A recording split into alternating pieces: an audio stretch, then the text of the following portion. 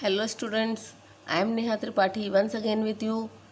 This is your GK session and the topic is reduce, reuse and recycle. Previous video में हमने किया था how to save water और हमने कुछ एक्टिविटीज़ देखी थी जिसमें हमने उनको डिफ़ाइन किया था कि किस एक्टिविटी में वाटर की वेस्टेज हो रही है और कौन सी एक्टिविटी में वाटर सेव हो रहा है। तो आज का हमारा टॉपिक है रिड्यूस, रीयूज़ एंड रिसाइकल। शुरू करते हैं। Unwanted and unusable things are called waste material. Unwanted जिसकी हमें ज़रूरत नहीं है, एंड अनयूजेबल मतलब जो अब यूज़ नहीं हो सकती या जिसका हम यूज़ कर चुके हैं पर अब दोबारा उसका यूज़ नहीं कर सकते हैं, वो चीज़ें वेस्ट मटेरियल कहलाती हैं। जब भी कुछ चीज़ों का जब आप इस्तेमाल कर लेते हैं, जैसे आप बाहर से कोल्ड ड्रिंक की बोतल लाए, जब आपने उसकी कोल्ड ड्रिंक को यूज़ कर लिया, मतलब उसने कोल्ड ड्रिंक आपने पी ली, तो वो वाटर जो उसकी बोतल होती है कोल्ड ड्रिंक की, वो बोतल वेस्ट हो जाती है। तो आप उसे क्या करते हैं, डस्टबिन में डाल देते हैं। जब आपकी मम्मा सब्ज़ी वगैरह बनाती हैं या आप दूध वगैरह लेकर आते हैं, तो दूध निकालने के बाद उसकी जो पॉलीथीन होती है उसको डस्टबिन में डाल देते हैं। तो जो भी चीज़ें हमारी ज़रूरत की नहीं होती, मतलब जब हम उनका इस्तेमाल कर लेते हैं और जो उसमें वेस्ट आइटम चीज़ें निकलती हैं, जैसे उन सब्ज़ियों के छिलके, जब हम सब्ज़ियों को पील करते हैं तो जो उनके छिलके होते हैं वो वेस्ट हैं, उनका यूज़ नहीं करते। तो जो भी चीज़ें हमारी यूज़ की नहीं होती हैं उन्हें हम कहते हैं waste material. They need to be treated properly to keep our environment clean. But हमें वेस्ट मटेरियल को भी ठीक तरीके से ट्रीट करना चाहिए, जैसे कि हमें उनको सही जगह पर, जैसे आपने कभी देखा होगा डस्टबिन में नहीं डालते हैं लोग कुछ कूड़ा, वो इधर उधर फेंक देते हैं। तो हमें जब हमारी जो ये वेस्ट मटेरियल है उसको ठीक तरीके से ट्रीट करना चाहिए, क्योंकि अगर हम उन्हें ठीक तरीके से ट्रीट नहीं करेंगे, हम उन वेस्ट मटेरियल को सही तरीके से यूज़ ना करते हुए इधर उधर फेंक देंगे, तो उससे हमारा जो एनवायरनमेंट है, हमारा जो वातावरण है, वो क्या हो जाएगा, पॉल्यूटेड हो जाएगा, क्लीन बिल्कुल भी नहीं रहेगा। तो we should work on 3Rs। इसके लिए हमें 3R, अभी मैं आपको बताती हूँ 3R का मतलब क्या है। हमें 3R पे काम करना चाहिए। 3R मतलब ट्रिपल R।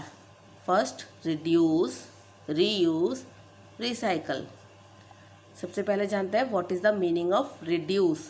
रिड्यूस मीन्स कम करना, रिड्यूस मीन्स इस्तेमाल को कम करना।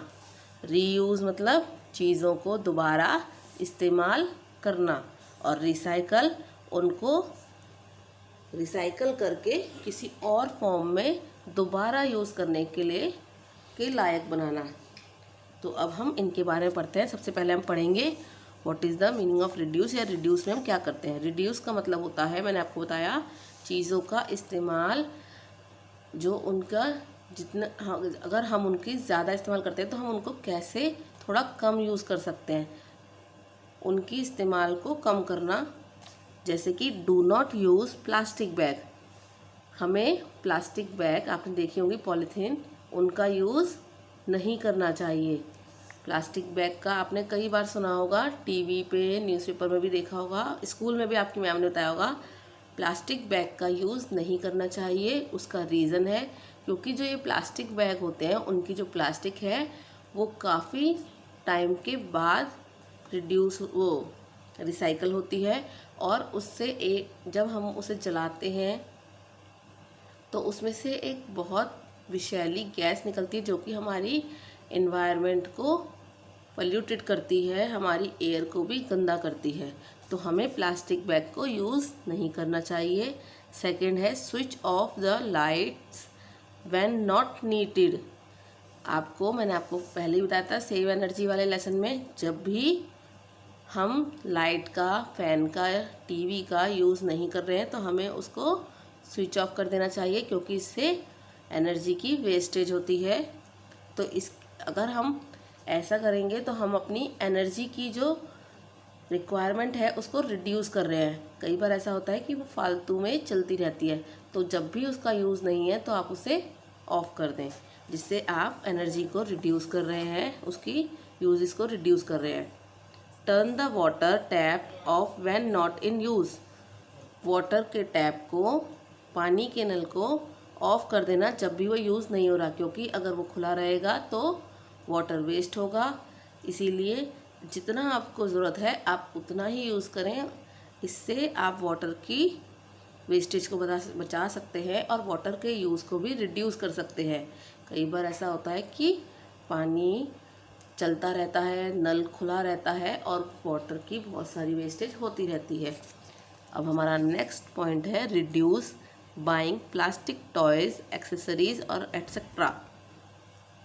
हमें प्लास्टिक से बनी हुई चीज़ें और जो एक्सेसरीज़ होती हैं जो कि प्लास्टिक से बनती हैं उनका कम से कम यूज़ करना चाहिए, क्योंकि मैंने आपको बताया प्लास्टिक रिसाइकल नहीं होती है, और होती है तो उसमें बहुत ज़्यादा लंबा टाइम जाता है, जिसकी वजह से वो वेस्ट हो जाती है और वो बहुत ज़्यादा हार्मफुल भी होती है, उसका दोबारा रीयूज़ भी नहीं हो पाता है। तो हमें प्लास्टिक से बनी हुई चीज़ों का कम से कम यूज़ करना चाहिए। अब हम बात करते हैं रीयूज़।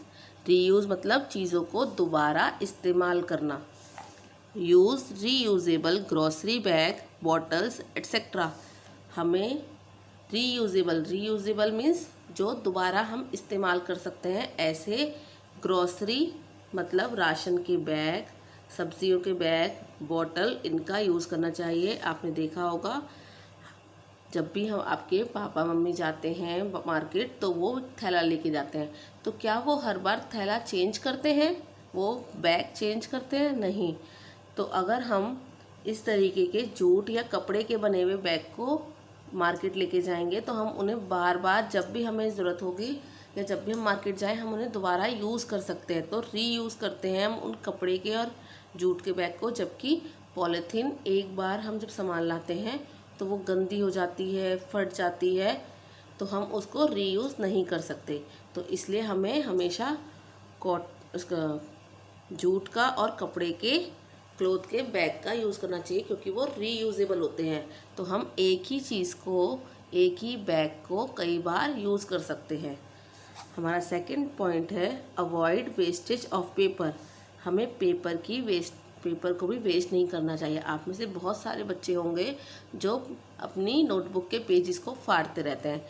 क्या आप जानते हैं ये पेपर किससे बनता है? ये पेपर ट्रीज से बनते हैं। तो अगर इनकी वेस्टेज होगी और इनकी डिमांड बढ़ेगी तो ज़्यादा से ज़्यादा ट्रीज़ को काटा जाएगा, और ट्रीज़ हमारे एनवायरनमेंट को क्लीन करते हैं, और ट्री ही हैं जो हमें ऑक्सीजन प्रोवाइड करते हैं और कार्बन डाइऑक्साइड लेते हैं। तो इसलिए ट्रीज़ का होना बहुत ज़रूरी है, क्योंकि वो हमारे एनवायरनमेंट क्लीन करते हैं, हमें फ्रेश एयर प्रोवाइड कराते हैं। इसीलिए हमें पेपर की वेस्टेज को अवॉइड करना चाहिए, क्योंकि अगर पेपर की डिमांड बढ़ेगी तो ट्रीज़ को काटा जाएगा, जो कि बिल्कुल भी सही नहीं है। इसलिए आपको कभी भी बच्चों अपनी नोटबुक के पेजेस नहीं फाड़ने हैं और उनको वेस्ट भी नहीं करना है। जैसे आप कभी उन पर कुछ पेंसिल वगैरह कुछ भी चला देते हैं, तो ऐसे नहीं करना है। जितना हो सके आपको इनकी वेस्टेज को कम करना है। Make craft with waste thing. मैंने भी आपको कई बार स्कूल में कुछ चीज़ें सिखाई होंगी, आपने देखी होंगी, या आपकी मदर भी ऐसा करती होंगी। हमें जो वेस्ट चीज़ें होती हैं उनसे कुछ क्राफ्ट वगैरह बनाना चाहिए, जिससे हम उनका दोबारा ये रीयूज़ कर लेते हैं। आपने देखा होगा कि कुछ पुरानी बॉटल होती हैं या कुछ भी पुराने कार्डबोर्ड होते हैं, जिससे आपकी बड़ी सिस्टर या आपके बड़े ब्रदर वगैरह कुछ भी क्राफ्ट आइटम बनाते हैं, उनको डिफरेंट शेप देकर। तो हमें ऐसे ही वेस्ट थिंग को यूज़ करके कुछ क्राफ्ट की चीज़ें बनानी चाहिए, जिससे हमारा एनवायरनमेंट तो क्लीन होता ही है, साथ ही हम अपने घर को डेकोरेट भी कर सकते हैं और बहुत सारी अच्छी अच्छी चीज़ें बना के उस वेस्ट चीज़ का दोबारा से रीयूज़ कर सकते हैं। क्योंकि ये रीयूज़ है तो हमें इसमें कोशिश करनी चाहिए कि हम इन चीज़ों का कैसे रीयूज़ कर सकें। हमारा थर्ड पॉइंट है रिसाइकल। रिसाइकल मतलब होता है चीज़ों को दोबारा से रिसाइकल करके यूज़ करने लायक बनाना। For different garbage item use different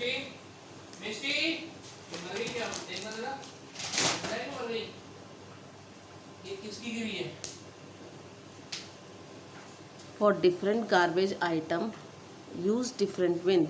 आपने देखा होगा कि आपने बहुत जगह पर ऐसे 2 कलर के डस्टबिन देखे होंगे। आपको आज मैं बताती हूँ वो किस लिए होते हैं। जो ये ग्रीन कलर का डस्टबिन होता है ये उन चीज़ों के लिए होता है जो कि रिसाइकल हो सकती हैं। जैसे आपके घर में जब सब्जियों के छिलके निकलते हैं तो आपने देखा होगा उनको एक अलग पॉलीथीन में बांधा जाता है या कई बार उनको गमलों में डाल दिया जाता है, क्योंकि जो वो सब्जियां के छिलके होते हैं वो कुछ टाइम बाद खाद का काम करते हैं और वो मिट्टी में मिक्स हो जाते हैं। इसीलिए इस तरीके का अलग एक डस्टबिन होता है। इस डस्टबिन में वो चीज़ें डाली जाती हैं जो कि रिसाइकल हो जाएं और जिनसे सॉइल को फर्टिलाइज़ करने के लिए खाद बनाई जाए।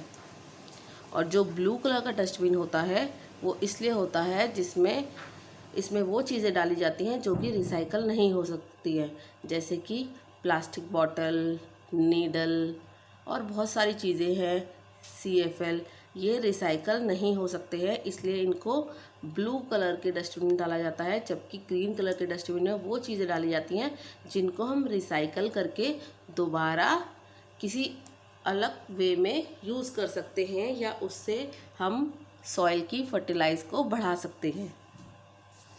Help elder to compost leaves and yard waste. आप अपने एल्डर्स की, बड़ों की हेल्प कर सकते हैं लीव्स को, पत्तियों को, और जो आपकी यार्ड वगैरह में जो सूखी पत्तियां और लकड़ियां जो होती हैं उनको कंपोस्ट करने के लिए। जैसे आपने देखा होगा गाय के गोबर से उपले बनाए जाते हैं और उसको आग जलाने के लिए, खाना पकाने के लिए यूज़ किया जाता है, तो वो भी एक रिसाइकल का ही तरीका है। गाय का गोबर वैसे तो बच्चों वेस्ट था, पर उसको जब हमने उपले बना लिए और उसको अब किस लिए यूज़ कर सकते हैं, खाना बनाने के लिए, आग जलाने के लिए, तो अब उसे हमने क्या कर लिया, रिसाइकल कर लिया। अदरवाइज़ वो वेस्ट था। ऐसे ही बहुत सारे चीज़ें हैं जिसको हम रिसाइकल कर सकते हैं। Recycle paper, newspaper and magazine. हम पेपर को, मैगज़ीन को और न्यूज़पेपर को दोबारा रिसाइकल करके यूज़ में ला सकते हैं। मतलब पेपर, न्यूज़पेपर और मैगज़ीन को हमेशा अलग रखना चाहिए, क्योंकि वो रिसाइकल हो जाते हैं और जब वो रिसाइकल हो जाते हैं तो ट्रीज़ की डिमांड कम हो जाती है। और वो बहुत ज़्यादा ही, क्योंकि पेपर ट्रीज़ पे डिपेंड है, इसलिए हमें उनको रिसाइकल करके यूज़ करना चाहिए, उनको वेस्टेज नहीं करनी चाहिए। Buy rechargeable batteries and cell for your toys. आपके बहुत सारे ऐसे टॉयज़ होंगे जिनमें बैटरीज इनबिल्ड होती है या बैटरी से ऑपरेट होते हैं वो। तो आपने देखा है ना, जब बैटरी ख़त्म हो जाती है, बैटरी हार्डली 1 मंथ में ही ओवर हो जाती है, फिर आपको नई लानी पड़ती है। तो बैटरीज जो होती हैं वो रिसाइकल नहीं हो सकती हैं, और जब वो रिसाइकल नहीं होती हैं तो वो बहुत लंबे टाइम तक हमारे इन्वायरमेंट को पोल्यूटेड करती हैं। इसलिए हमें हमेशा ऐसे टॉयज़ या ऐसे बैटरीज और सेल लेने चाहिए जो कि रिचार्जेबल हों, जिन्हें हम एक बार ले लें और बार बार रिचार्ज करके यूज़ कर सकें। क्योंकि अगर हम ऐसा करेंगे तो हमारी एनर्जी, जो सेल और बैटरीज हैं, हमें उन्हें बार बार परचेज़ नहीं करना पड़ेगा और हमारे बहुत सारे मनी की तो सेविंग होगी ही, साथ ही हमारा एनवायरनमेंट भी क्लीन होगा। आई होप आपको अब ये समझ आ गया होगा what is the meaning of reduce, reuse, recycle. तो ये है आपका practice time. Tick right on the item we must use to save our environment. ये है आपका होमवर्क। आपको उन चीज़ों को टिक करना है जो कि हमारे एनवायरनमेंट को सेव करती है। तो आपको इस होमवर्क को करने के बाद व्हाट्सएप पे मेरे साथ शेयर करना है। Will meet again, bye bye.